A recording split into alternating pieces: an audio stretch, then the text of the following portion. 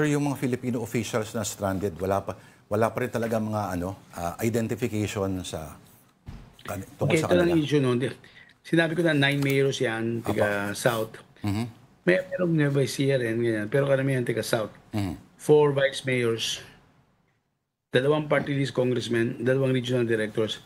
Bukod sa 17, no, 17, may 4 na officials ng DA. Sabay-sabay naman makakauwi yan. Possible by Saturday or Sunday, nandito na sila kasi tinutulungan natin na dumaan through Jordan. They are guests of the Israeli host because they were there for program, no? Apo. Training, no? So, ang problema, yung may nagsinasabi yata ng House of Representatives, 2 daw, hindi member ng, yung 2 congressmen, hindi raw member ng Congress. Baka previous members, no? Sabihin ko na lang, tiga-Asenso party list. Siyempre, ayaw namin bigay pangalan kasi wala pang permission. Respect their privacy. So, tingnan natin kung ano ba talaga status nila pag nakauwi na.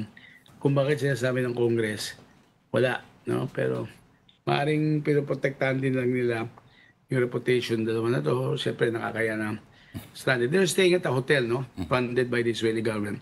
Until they depart, in a few days, sigurado, papuntang Jordan, and from there, pauwi na.